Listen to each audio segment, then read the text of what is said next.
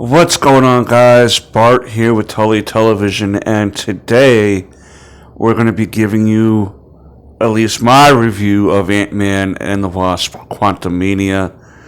But before we get into all that, I want to thank all of you for stopping by and liking, commenting, sharing all that beautiful YouTube stuff. I hope that today is the day I earn that subscription. I'm also going to leave link to our bonfire account down below so you can check out some of our merch options there. If you're interested in supporting the channel through one of those shirts, every thing purchased goes back into the channel.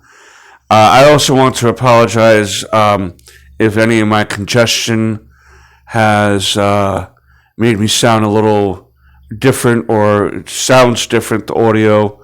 It's partially because of the headphones, trying to make it sound better, but if it's me not sounding good, it's because of my nasal congestion, and I apologize for that, but I hope that you can stick it through with me.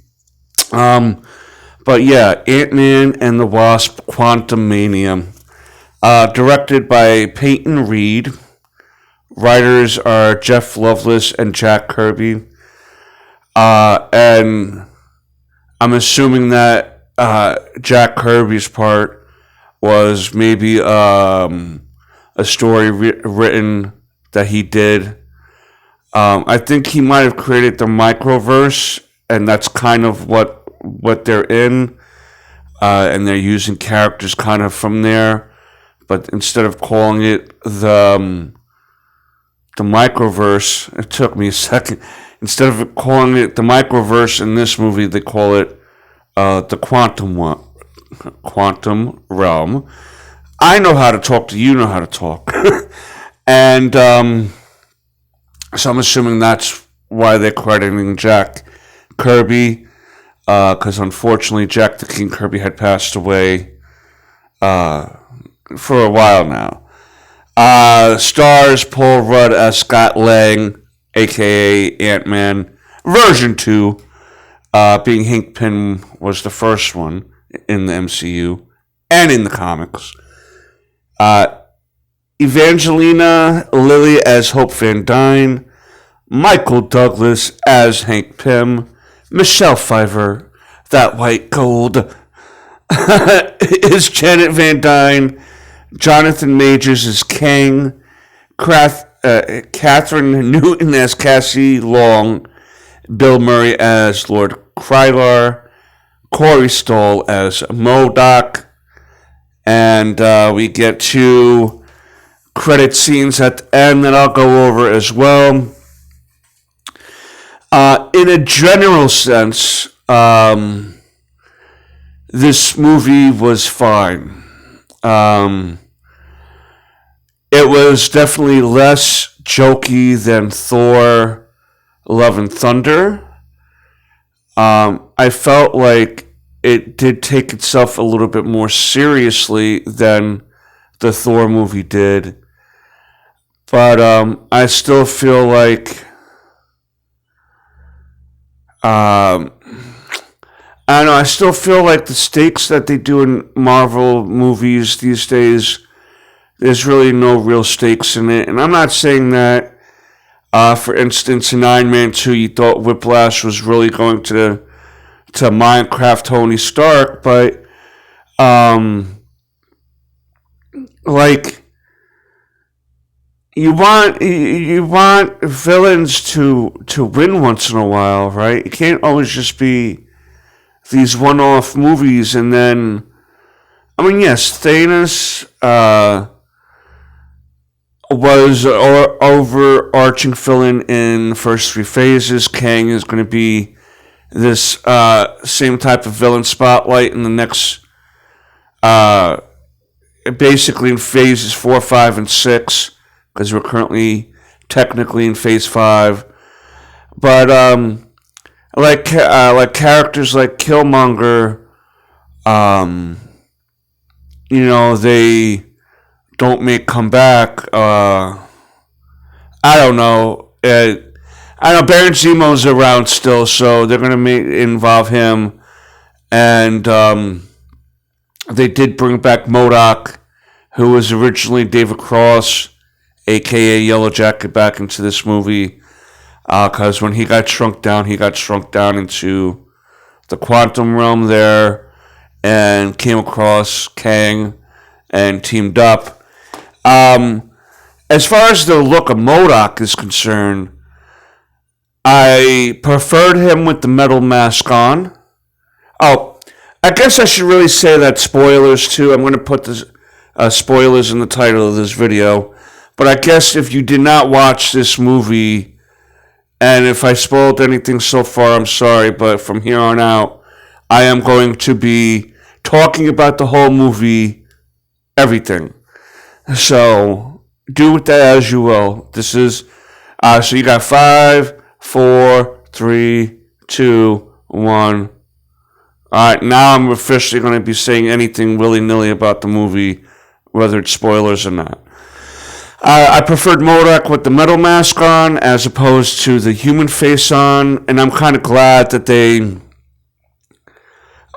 joked a little bit about that, because when he reintroduced himself to Scott as Scott and Cassie were trapped by Kang, Scott was like, that's some face there. And he's like, yeah. You know, and the face is so big, and the little baby arms and legs hanging out from it.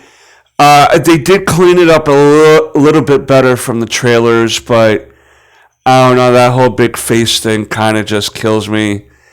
I guess maybe that was part of the whole gimmick with the character. I don't know, in this version. But, so David Cross is a villain that did wind up coming back in this third installment of Ant-Man. But the movie basically starts with Scott on top of the world. He's reading his book to a bunch of families in a bookstore. It's primarily children that are really looking up to him, wanting to be Ant-Man. I would imagine being a kid and wanting the ability to grow at will, because you're consistently getting told you're too small. So I would imagine that someone who can grow to extraordinary heights would be adored by children in a way. And I'm not meaning that in a bad way at all. Just from their perspective, always wishing to be taller, bigger, you know what I mean? So I get maybe why younger children would be attracted to Ant-Man or Giant Man as a hero.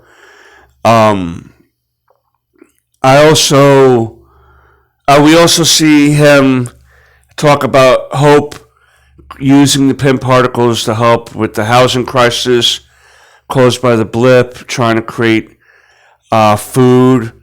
I'm assuming making like usually what a pound of tomato growing off the vine, because sometimes a good tomato does feel like it's about a pound. But if you can grow that and make it a 10-pound tomato, 20-pound tomato, if you're able to, do that with certain foods, it would definitely help with the food crisis of billions of people coming back. He gets a free coffee because the coffee guy thinks he's Spider-Man. And he's like, oh, thank you, Spider-Man. They should use that guy as the new Stan Lee in, appearing in movies. Have him do different things throughout it. Throughout the different movies, I think that he is a prime candidate, in my opinion, for the new Stan Lee. A cameo king, you know what I mean? But everything gets, we get the record skip when Scott gets a call of Cassie being in jail. She happened to have shrunk a cop car. She explains to Scott she did that because the cops were clearing out a homeless encampment in the park, and she didn't think that was right. She wanted them to be left alone, and she caused a problem, and they were able to release her on the way home, and then also at the home when they're eating pizza dinner with Hank and Janet and everybody. Everybody's getting on Scott's case because he's always talking about how he helped save the world, but what has he done since then? And, I mean, I get it. I guess you really can't coast on... I mean, there's so many nuances just to this thing alone. Like, the man is one man. What do you want him to do to help a world of billions? You know what I mean? He's not a thunder god. He's not the most intelligent man on the Avengers. He's not even the toughest. I mean, he's smart, you know, like if you wanted to create security breaches and stuff like that, he's the one, but he's not like a master tactician or anything. So it's kind of like, what is it you want him to do? At least hope she has the knowledge in her brain of the science on how to do things. Cassie self-taught herself with Hank's research on the quantum realm at 17. What is she still doing in high school if she's that smart? If she's still in high school, I guess. But she's obviously a very smart young lady. Yeah, but everyone gets on Scott for not doing more. And it's like, you all were dead. The only one alive was Cassie. Everyone else was dead. What are you talking about, my guy? If it wasn't for him, you would still be dead. However, I'm going to move on. Because, yes, you can't be Al Bundy still reliving the 4 touchdowns in one game in Polk High. I get it. You can't be doing something when you're 30 and then at 70 still be like, oh, well, that was the highlight of my life. And I think it's more of, yes, that's a big highlight of your life, but your life probably is going to consist more of than just that action. So I wish they kind of, but I mean, someone said to me, well, think about it, Bart. If it's already becoming annoying just listening to him talk about how he saved the world in the 5-minute intro, imagine living with the frickin' guy all day. I saved the world. So with that perspective, I was willing to move on with my little gripe about that. Nitpick, but you get it. But where we really start getting into the gist of the story is Cassie explains to Scott and everybody else. We get a quick scene of Hope asking Janet if she's been fine since the quantum realm, but she's refused to talk about anything of her time there. Go to the basement. Cassie shows that she made basically a Hubble telescope for the quantum realm. So to be able to map out the quantum realm, Cassie thought that when Scott and everyone left, that this would be a good way for her to try to help. Excuse me. So we see Janet freaking out, saying, oh, shut it off. And before they're able to shut it off, forget about it. Everyone gets sucked into the quantum realm. Janet, Hope, and Hank get separated from Cassie and Scott. They wind up meeting a few people along the way, the both of them. Scott and Cassie got captured by Kang. Kang is convincing Scott to help him retrieve an item that Janet almost destroyed in order for him to escape the quantum realm. And in exchange, he's going to release Cassie back to Scott. On the Pym and Van Dyne family side, we get to meet Bill Murray's character, Lord Skylar. We pick up on some of the subtle references that Bill Murray's character did, that him and Janet were an item down in the quantum realm. Because at one point he was like, "Oh, you're Hank, huh? Heard a lot about you and your aunts. Is this the aunt guy? Yeah, your aunts, right? Yeah. Cool. I was shagging your wife for 30 years as you were checking out ants." Probably not always checking out ants, but you know, the jokes were like that. Like, basically, I shagged your wife.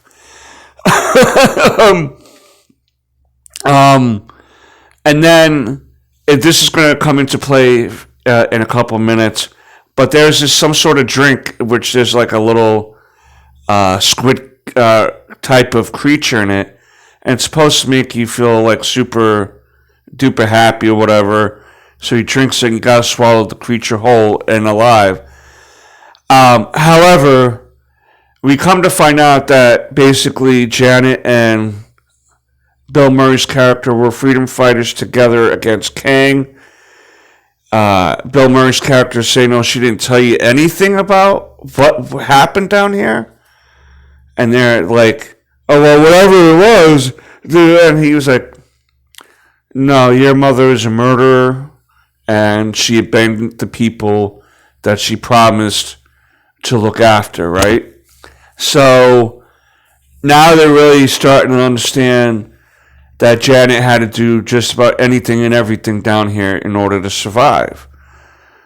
But he was going to hand them over to Kang because he was butthurt that Janet left him. Coffee break. But they're able to escape Lord Skylar and his people. Hank, before they left, he threw some of his sizing discs, and one of them landed on one of those drinks that I was just talking about, making the squid person or squid creature so huge that he was able to eat Lord Skylar. So fitting end. Bill Murray, of course, is a legend, so I digress, because I see how long I've been actually doing this review. And so basically, the Van Dynes and Hank Pym find the freedom fighters. They get together. They find they find Scott and Cassie. Everyone's trying to gather a plan to face Kang. There's a final confrontation. Hank had a bunch of highly advanced ants that he was studying that also went through the quantum realm, and they went through a time dilation in which they advanced 1,000 years and grew as a society, and they were able to help defeat Kang and his forces. And in one final confrontation between Scott and Kang, as everyone else was able to get home, Kang had gotten sucked into some sort of... It appears that he had died. He got sucked through some sort of vortex. Scott goes home. Nothing is the same, though, when he goes home, because no one is recognizing him as much. He's getting charged for the coffee now, and he's worrying about if Kang is really dead or alive. But he was like, "Oh, it'll be fine. He got this birthday cake from Baskin & Robbins, where he got his lifetime Employee of the Lifetime Award, and the boss made the cake, his first cake he made in however many years, and it sucked. And they were celebrating Cassie's birthday Cassie's birthday, even though it wasn't her birthday, because Scott said I missed enough, and I'm trying to make up for birthdays. So that's where they end it. He eats the cake and he's like, ah. It started on such a high note and ends on a dour note. End credit scenes. The first one is, I want to make sure I get it right.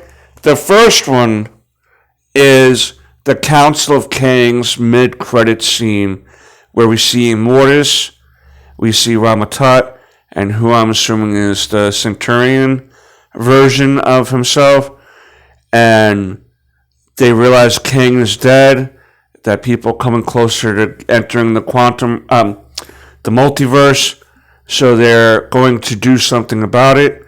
Then the last credit scene is of Loki and Morbius from the Loki show, watching this person, Victor Timely, who's also another variant of Kang, talk about his time machine he made, but this is from the 1800s. And that's where the movie ends. I'm not even going to get into the whole line of communism is a charged word segment in this show, movie. You feel as you feel, and that's all I can say about that when it comes to governments, I guess. But this movie very much felt like Star Wars, and it took me out of it. It did not feel like a MCU movie. It looked okay, but too much CGI, too much like Star Wars. Not big that they took out Kang the way they did, but then again, I guess there's so many Kangs that you can default to, but I don't know. I wasn't too big on this movie. I didn't think that this was... I thought the first Ant-Man was the best installment of this trilogy, in my opinion. And I'm not saying this movie's bad, but I just was not my favorite Ant-Man movie, and definitely not my favorite MCU movie. It scores pretty low. It feels more like a Star Wars movie than anything else. And again, there's no stakes in this, so I'm getting kind of tired. I mean, I'm still going to watch Marvel movies just to be able to see some of my favorite characters up on screen. But I don't know, I feel like Marvel's been falling off lately, and it's a shame. I was kind of expecting one of the main characters to not make it through here. But again, everyone made it through, except for the villain, and that's great. But when do we get to see hero? I don't know. I mean, we got to see Iron Man, I guess, sacrifice himself, and that stuck. But that was like 20 projects ago now. You know what I mean?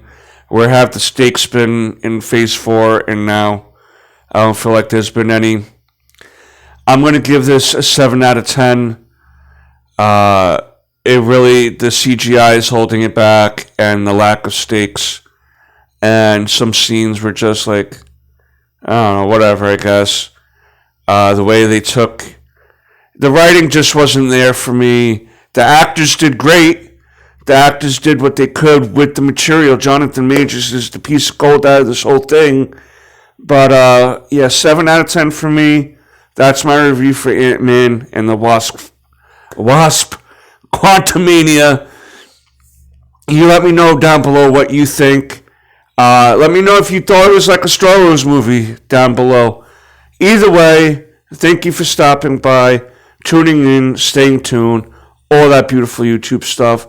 I hope you're able to stick with me for this long. And until next time, peace, Snookums.